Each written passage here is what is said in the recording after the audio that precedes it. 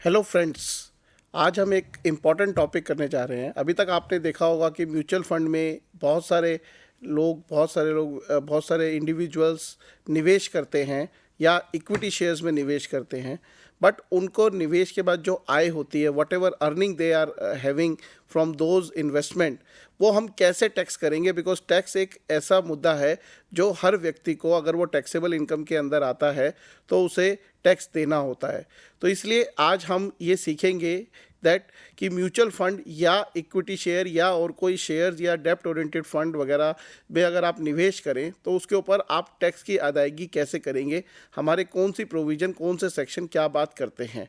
सो अब चलते हैं हमारी पहली स्लाइड के ऊपर, जिसमें हम बता रहे हैं कि आपको टैक्स कैसे हो सकता है। अगर आप आयकर की धाराएं पढ़ें तो इस आयकर में ये म्यूचुअल फंड और इक्विटी शेयर जो हम इन्वेस्ट करते हैं वो कैपिटल गेन के चैप्टर में टैक्स होते हैं। और कैपिटल गेन हमारा दो तरह का होता है, या तो वो शॉर्ट टर्म कैपिटल गेन होगा या वो लॉन्ग टर्म कैपिटल गेन होगा। अब आप मेरे से पूछेंगे कि दोनों में फ़र्क क्या है। फ़र्क ये है कि दोनों के ऊपर रेट ऑफ टैक्स अलग अलग लगता है। तो पहले हम टैक्स में क्या रेट लगेगा उससे पहले ज़रा समझ लेते हैं कि शॉर्ट टर्म कैपिटल गेन कब होता है और लॉन्ग टर्म कैपिटल गेन कब होता है।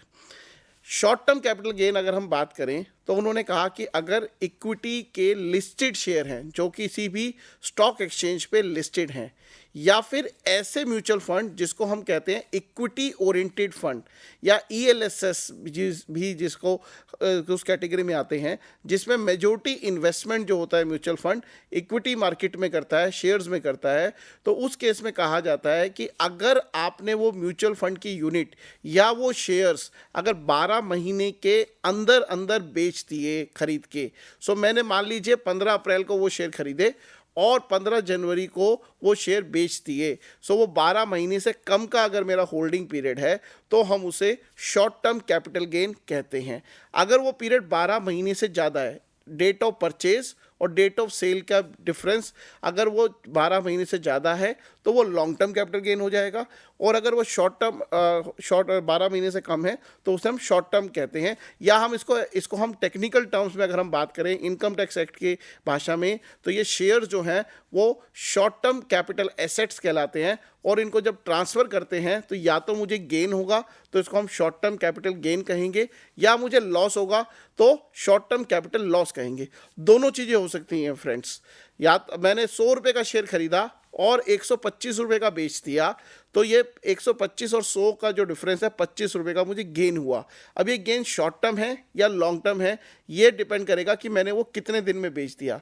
अगर वो 365 दिन यानी 12 महीने के बाद बेचा तो वो लॉन्ग टर्म हो जाएगा, और 12 महीने के अंदर अंदर बेचा तो ये शॉर्ट टर्म हो जाएगा। लेकिन ये प्रोविज़न अप्लाई करेगी सिर्फ उन शेयर्स के ऊपर जो हमारे स्टॉक मार्केट के अंदर लिस्टेड हैं, रजिस्टर्ड हैं, या जहाँ पे उनकी ट्रेडिंग होती है।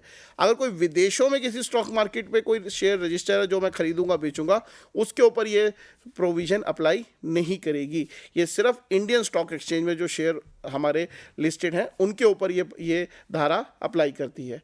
इसके अलावा जो इक्विटी ओरिएंटेड फंड है, इक्विटी ओरिएंटेड म्यूचुअल फंड या ईएलएसएस स्कीम के जो म्यूचुअल फंड है उसके ऊपर भी ये धारा ऐसे ही अप्लाई करती है, जहाँ पे होल्डिंग पीरियड 12 महीने का कहा गया। अगर 12 महीने से कम है तो शॉर्ट टर्म, और 12 महीने से ज़्यादा है तो लॉन्ग टर्म। लेकिन अब इसके अलावा हो सकता है मैंने किसी प्राइवेट कंपनी के शेयर्स में इन्वेस्ट कर दिया, या मैंने हो सकता है कोई पब्लिक कंपनी के शेयर में इन्वेस्ट किया, बट वो कंपनी जो है वो स्टॉक एक्सचेंज में लिस्टेड नहीं है। सो अगर किसी पर्सन ने किसी कंपनी के शेयर्स में इन्वेस्ट किया, मान लीजिए आपने किसी भी कंपनी के शेयर में, जैसे ओला के शेयर में इन्वेस्ट कर दिया या ओयो के शेयर में इन्वेस्ट कर दिया, या आपने एप्पल के शेयर्स खरीद लिए, जो ऐसी कंपनियां जो अभी स्टॉक एक्सचेंज पे मेरी लिस्ट नहीं हुई हैं, तो उन कंपनियों के अगर मैं शेयर्स खरीदता हूँ और उसको अगर मैं 24 महीने के अंदर अंदर जो है बेच देता हूँ, तो ये मेरा शॉर्ट टर्म कैपिटल गेन या शॉर्ट टर्म कैपिटल लॉस को देगा। सो मैंने कहा अगर लिस्टेड है तो 12 महीने का पीरियड है, और अगर वो शेयर्स हैं और अनलिस्टेड कंपनियों के हैं तो ये पीरियड जो है वो 24 महीने का होगा। अगर 24 महीने के अंदर अंदर बेच दिया तो शॉर्ट टर्म, और 24 महीने के बाद बेचा तो लॉन्ग टर्म होगा। अब इसके अलावा हो सकता है कोई मेरे डेट ओरिएंटेड म्यूचुअल फंड हो। अभी मैंने बताया आपको कि जो म्यूचुअल फंड है वो या तो इक्विटी ओरिएंटेड होते हैं या एएलएसएस होते हैं, लेकिन बहुत सारे म्यूचुअल फंड ऐसे होते हैं जो डेट ओरिएंटेड होते हैं, या हो सकता है कुछ म्यूचुअल फंड ऐसे हो जो अनलिस्टेड हो म्यूचुअल फंड, ऐसा भी कई बार होता है। ऐसे म्यूचुअल फंड होते हैं, कुछ प्राइवेट पर इक्विटी फंड्स होते हैं जो उस कैटेगरी में होते हैं। तो अगर कोई डेट ओरिएंटेड फंड है, डेट ओरिएंटेड फंड जनरली ऐसे फंड होते हैं जहां पे मेजॉरिटी पैसा जो है वो डेट इंस्ट्रूमेंट्स में लगाया जाता है, जहां पे फिक्स रेट ऑफ रिटर्न जो है म्यूचुअल फंड कमाता है, और ये थोड़े से ज़्यादा स्टेबल माने जाते हैं। इसलिए बहुत सारे investor date oriented mutual fund में भी लगाना पसंद करते हैं, जहां पे ज़्यादा वोलेटिलिटी होती नहीं लेना चाहते या ज़्यादा रिस्क नहीं लेना चाहते। तो टैक्सेशन पर्सपेक्टिव से अगर कोई डेट ओरिएंटेड म्यूचुअल फंड आपने लिया या अनलिस्टेड म्यूचुअल फंड लिया, तो उसके अंदर 3 साल का पीरियड कहा गया, 36 मंथ्स कहा गया। सो अगर आप 36 मंथ से पहले उसे बेच देंगे खरीदने के, तो वो शॉर्ट टर्म कैपिटल गेन या शॉर्ट टर्म कैपिटल लॉस कहा जाएगा, और अगर वो आप 3 साल के बाद बेचेंगे तो वो लॉन्ग टर्म कहा जाएगा। कैसे हम कैलकुलेट करते हैं, मैंने अभी आपको बताया, जो भी मेरा सेल प्राइस है माइनस उसके जो भी मेरे एक्सपेंस लगे, ब्रोकरेज लगा या कोई और किसी तरह का मैंने खर्चा दिया, उसके बाद जो मैंने जितने पे खरीदा था वो मैं माइनस करूंगा, तो वो मेरा कैपिटल गेन होगा।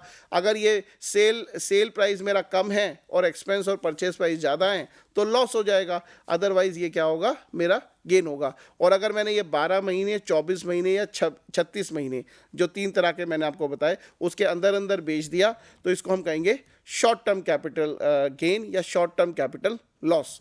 अब मैं इसको जरा दूसरे तरीके से कहता हूँ, लॉन्ग टर्म कैपिटल गेन कौन सा होगा या लॉन्ग टर्म एसेट कब कहलाएंगे, जब मैं कोई म्यूचुअल फंड, एएलएसएस या इक्विटी ओरिएंटेड फंड या फिर इक्विटी शेयर्स जो मेरे लिस्टेड शेयर्स हैं उनको अगर मैं 12 महीने के बाद बेचता हूँ तो वो लॉन्ग टर्म कैपिटल गेन होगा। इसी तरह से अगर कोई अनलिस्टेड शेयर्स हैं तो उनको 24 महीने के बाद बेचता हूँ तो वो लॉन्ग टर्म कैपिटल गेन होगा। और अगर मेरे कोई डिबेंचर डेट ओरिएंटेड फंड है या अनलिस्टेड म्यूचुअल फंड है, अगर मैं उसको बेचता हूँ तो 36 महीने के बाद बेचता हूँ तो वो मेरा जो है लॉन्ग टर्म कैपिटल गेन होगा। तो 12, 24 और 36 से पहले बेचूंगा तो शॉर्ट टर्म, और 12, 24 और 36 के बाद बेचूंगा तो लॉन्ग टर्म होगा। इससे क्या फ़र्क पड़ता है, how does it matter whether it is a long term capital gain और short term capital gain? This matters a lot because the rate of tax is different on all types of category that I have told you. अब क्या इसमें क्या difference है? अब हम देखिए, पहले क्या होता था, जो लॉन्ग टर्म कैपिटल गेन होता था इक्विटी शेयर्स पे, 2018 से पहले की बात मैं बता रहा हूँ, वो पूरा एग्जम्प्ट होता था, पूरा माफ। सो आप 10 रुपये लगाएं किसी शेयर में और 14 महीने बाद, मतलब 12 महीने के बाद आपने 14 महीने बाद वो 10 रुपये का शेयर 50 रुपये का बेच दिया, 40 रुपये का आपको कैपिटल गेन हुआ। तो 2018 से पहले ये सब माफ़ होता था, बट फाइनेंस एक्ट 2018 ने इसको चेंज किया, और 1 अप्रैल 2018 के बाद अब जो है लॉन्ग टर्म कैपिटल गेन अगर आप इक्विटी शेयर से ले रहे हैं या इक्विटी ओरिएंटेड म्यूचुअल फंड, जो कैटेगरी 1 वाली जो मैंने 12 महीने की कैटेगरी आपको बताई थी, उससे अगर आपको कोई गेन हुआ तो आपको पहला 1 लाख रुपए तक का गेन माफ हर साल। So each financial year any long term capital gain arising to a investor from sale of equity shares or units of the equity oriented fund or ELSS scheme units is exempt under section 112A of the Income Tax Act from tax up to rupees 1 lakh। 1 lakh तक तो आपको पूरा माफ मिल जाएगा, तो 1 लाख रुपए तक का आपको कोई टैक्स देने की कोई आवश्यकता नहीं है। और 1 लाख के ऊपर हो गया गेन तो कोई बात नहीं, 1 लाख रुपए तक माफ, और 1 लाख रुपए के ऊपर जितना भी गेन होगा उस पर सिर्फ आपको 10% टैक्स देना है।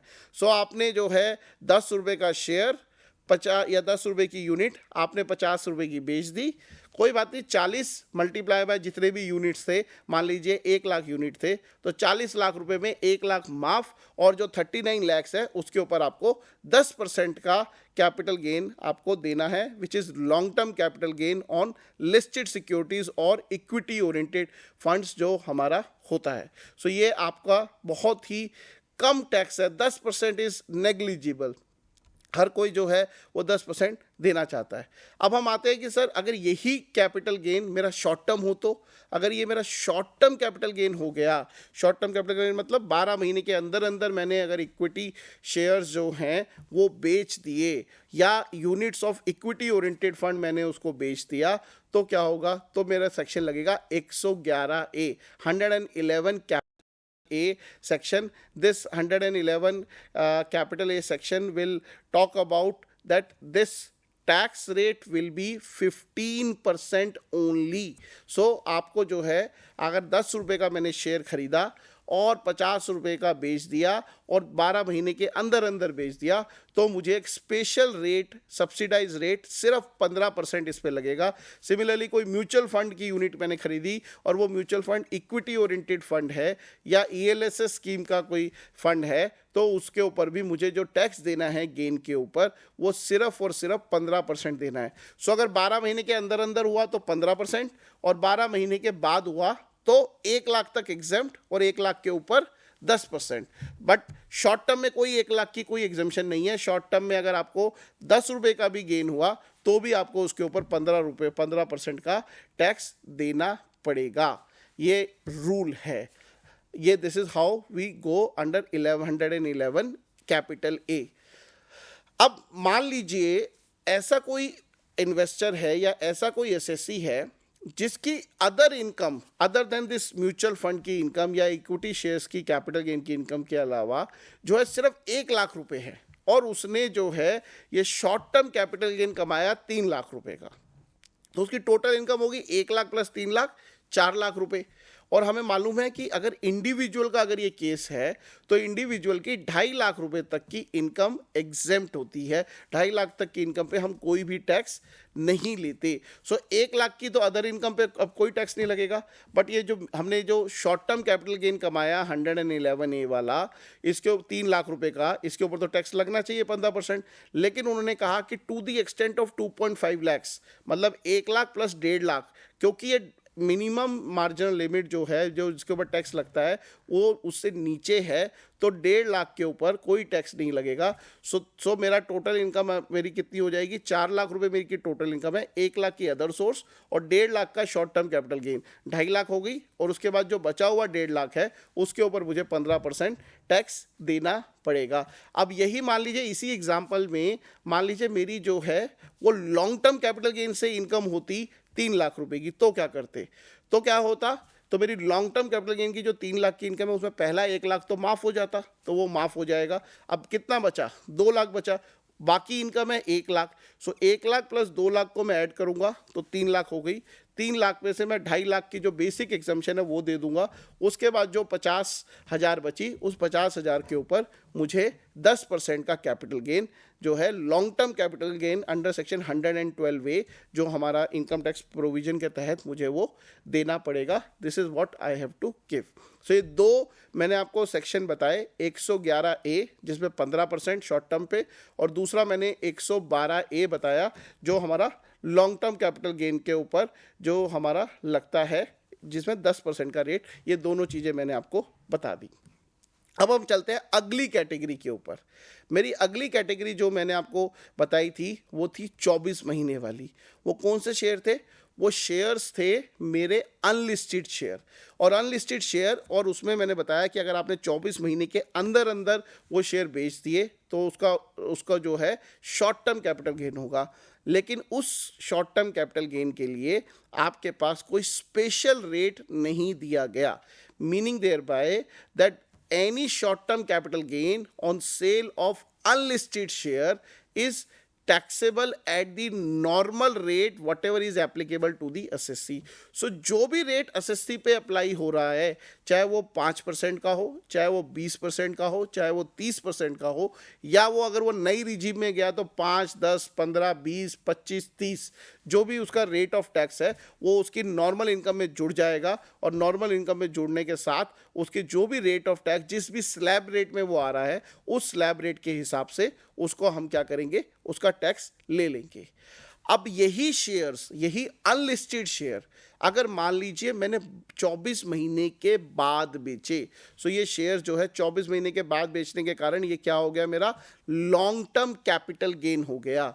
सो अगर मैंने ये लॉन्ग टर्म कैपिटल गेन किया तो इस केस में मेरा सेक्शन लगेगा 112, और 112 सेक्शन के अंदर मुझे क्या करना पड़ेगा, मुझे रेट ऑफ टैक्स जो इसमें लगेगा वो लगेगा मेरा 20%। सो अगर मैंने कोई भी काम किया तो वो 112 में जाएगा। अभी मैं इसमें थोड़ा डिटेल में ना जाके पहले मैं तीसरा और ले लेता हूँ, फिर उन दोनों को इकट्ठा लूँगा। तीसरा मैंने आपको बताया था 36 महीने वाला। 36 महीने वाले कौन से बताए थे, डेट ओरिएंटेड फंड। सो डेट ओरिएंटेड फंड में भी अगर 36 महीने के अंदर अंदर मैंने बेच दिया तो वो भी मेरा शॉर्ट टर्म कैपिटल गेन होगा, और जैसा नॉर्मल इनकम में अनलिस्टेड शेयर्स का है उसी के साथ वो जुड़ के टैक्स होगा। बट अगर डेट ओरिएंटेड फंड मैंने 36 महीने के बाद बेचा तो उसको लॉन्ग टर्म कैपिटल गेन हम कहेंगे as per section 112। So normal shares बेचे, कंपनी के इक्विटी शेयर्स या प्रेफरेंस शेयर्स बेचे, और वो शेयर्स जो है वो 24 महीने के बाद, या डेट ओरिएंटेड फंड 36 महीने के बाद, इन दोनों केसेस के अंदर मेरा जो कैपिटल गेन होगा वो 112 सेक्शन में होगा। 112 ए नहीं कहा मैंने, 112 लिस्टेड होगा तो 112 ए में होगा, और नॉन लिस्टेड होगा तो 112 में होगा। सो 112 के अंदर मेरे को जो है ये कैपिटल गेन जो है देना पड़ेगा at the special rate of 20%। सो मुझे 20% के रेट पे ये 112 में मुझे यहाँ पे ये टैक्स देना पड़ेगा, और ये मेरे को एक स्पेशल सब्सिडाइज रेट है। चाहे मैं 30% की ब्रैकेट में हूँ, चाहे मैं 10% की ब्रैकेट में हूँ, चाहे मैं 5% की ब्रैकेट में हूँ, या 20% की ब्रैकेट में हूँ, या 30 में हूँ, या मैं नई रिजीम में हूँ 5, 10, 15, 20, 25, 30 किसी भी ब्रैकेट में हूँ, बट इन अनलिस्टेड शेयर और mutual fund, date oriented mutual fund जो मेरे होते हैं उसके ऊपर अगर मैं टैक्स लगाऊंगा तो वो मेरा 112 सेक्शन में जो है 20% फ्लैट रेट ऑफ टैक्स लगेगा। और ये जो मेरा को जो टैक्स निकलेगा उस टैक्स को निकालते समय मुझे इंडेक्सेशन का बेनिफिट भी मिलेगा। अब आप कहेंगे इंडेक्सेशन क्या होता है, अब मैं ज़रा इसको थोड़ा सा समझाता हूँ। इसके अंदर ये कहा गया, इंडेक्सेशन मीन्स कि मैंने 10 रुपये का शेयर खरीदा और मान लीजिए मैंने उसको 60 रुपये का या 70 रुपये का, 70 रुपये मान लेते हैं, 70 रुपये का 3 साल या 4 साल बाद बेच दिया, तो मेरी सेल प्राइस तो हुई 70, बट मेरी परचेज प्राइस जो है शॉर्ट टर्म कैपिटल गेन निकालने के लिए मुझे 10 रुपये माइनस करनी है, और 60 रुपये मेरा कैपिटल गेन होगा।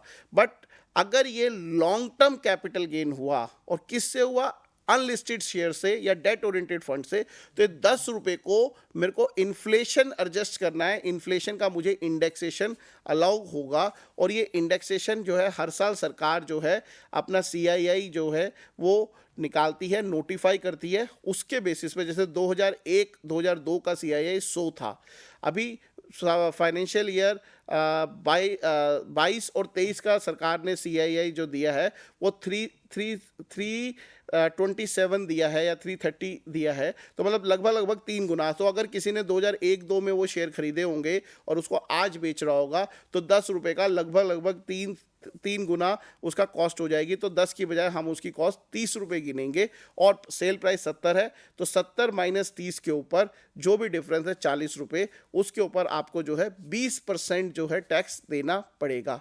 या फिर एक और ऑप्शन है आपके पास, अगर आप इंडेक्सेशन नहीं करना चाहते, if you do not want to go for indexation, तो आप बिना इंडेक्सेशन के 10% के ऊपर भी टैक्स दे सकते हैं। सो मैं या तो 70 रुपये माइनस 30 रुपये की कॉस्ट करके 40 पे 20% दे दूं, या 70 माइनस 10 60 रुपये के ऊपर 10% के हिसाब से टैक्स दे दूँ, तो जो भी बेनिफिशियल होगा।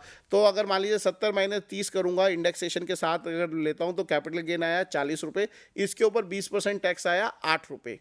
बिना इंडेक्सेशन के अगर मैं जाऊँगा तो 70 माइनस 10 में कोई इंडेक्सेशन नहीं होगी। 60 रुपये का मेरा जो है कैपिटल गेन हुआ, लॉन्ग टर्म कैपिटल गेन, और इसके ऊपर मेरे को 10% टैक्स कैलकुलेट करना है, विच इज़ कमिंग 6 रुपीज़। सो 6 रुपये या 8 रुपये जो भी बेनिफिशियल है, ऑब्वियस सी बात है कि 6 रुपये बेनिफिशियल है, तो मैं 8 रुपये टैक्स क्यों दूंगा जब 6 रुपये में काम चल जाएगा। तो मेरे पास ये ऑप्शन हो गया कि या तो मैं विद इंडेक्सेशन 20% दे दूं, या विदाउट इंडेक्सेशन जो है वो 10% टैक्स दे दूं। तो जो भी जिस भी केस में जैसे बेनिफिशियल होगा उसके हिसाब से आप जो है इस कैटेगरी के अंदर जो है टैक्स कैलकुलेट कर सकते हैं, टैक्स दे सकते हैं। सो इस तरह से हम जो सेकंड कैटेगरी और थर्ड कैटेगरी के केसेस हैं उसके ऊपर हम लॉन्ग टर्म कैपिटल गेन के ऊपर टैक्स 20% विद इंडेक्सेशन या 10% विदाउट इंडेक्सेशन हम उसमें कैलकुलेट कर सकते हैं। दिस इज़ अलाउड, और आपको लीगली इसमें कोई किसी तरह की कोई परेशानी नहीं होगी। अब आखिरी में मैं आपको 2-3 चीज़ें और इम्पॉर्टेंट बताना चाहूँगा। ये जितने भी मैंने आपको अभी तक रेट बताए, 10% का रेट बताया मैंने 112A में, 15% का रेट बताया 111A में, और 112 में मैंने आपको 20% विद इंडेक्सेशन या 10% विदाउट इंडेक्सेशन का मैंने आपको बताया। इन सब केसेस में ये बेसिक टैक्स आपने कैलकुलेट किया।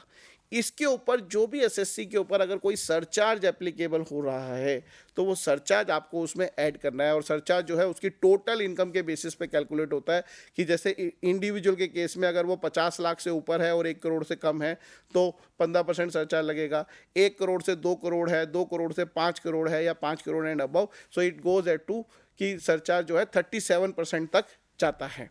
तो उसके हिसाब से जो ये 10%, 15% या मैंने आपको जो 20% बताया, इनके ऊपर जो भी एप्लीकेबल सरचार्ज है वो उसमें आपको देना पड़ेगा। लेकिन यहाँ पे भी आपको एक बेनिफिट है, आपको सरचार्ज के केस में अगर वो इक्विटी ओरिएंटेड शेयर्स हैं, मतलब 111A और 112 या और कोई भी कैपिटल गेन होगा, तो उसमें जो सरचार्ज है वो 15% से ज़्यादा आपको नहीं देना। सो कैपिटल गेन और डिविडेंड के लिए ये स्पेशल सरचार्ज की कैपिंग की गई कि इससे ज़्यादा सरचार्ज हम आपसे नहीं वसूलेंगे। इसके बाद उन्होंने बोला ये सरचार्ज लगाने के बाद जो सेस लगता है हमारा, जिसको हम पहले एजुकेशन सेस के नाम से जानते थे या secondary and higher education cess भी कहा जाता था, जो 4% का सेस लगता था, वो सेस जो है आपको टैक्स और सरचार्ज दोनों को मिला के उसके ऊपर जो 4% का सरचार्ज है वो सेस है, वो सेस आपको देना पड़ेगा। So that cess is also applicable, so that is as it is you will apply it. So ये हमारा इस तरह से एक्चुअल टैक्स कंप्यूट हो जाएगा कि इस तरह से हम इन जो भी हम कैपिटल गेन कमाएंगे, चाहे वो शॉर्ट टर्म हो या लॉन्ग टर्म हो, उसको हम कंप्यूट करके उसके अकॉर्डिंगली हम उसमें टैक्स दे सकते हैं। अब एक और चीज़ आपको बताएं, मान लीजिए आपका लॉस हो गया किसी साल में, हो सकता है वो शॉर्ट टर्म कैपिटल लॉस हो गया या लॉन्ग टर्म कैपिटल लॉस हो गया, किसी भी कैटेगरी में, तो आप क्या करें। सो आपको 2 काम करने पड़ेंगे। उस लॉस को, मान लीजिए एक म्यूचुअल फंड से लॉस हो गया, दूसरे म्यूचुअल फंड से गेन हो गया, एक शेयर से लॉस हो गया और दूसरे शेयर से गेन हो गया, कोई बात नहीं, जिस भी कैटेगरी का है, मान लीजिए long term capital loss from listed securities हो गया आपको, और किसी और लिस्टेड सिक्योरिटी से गेन हो गया, तो दोनों को सेट ऑफ कर दें, दोनों को ऐड कर दें।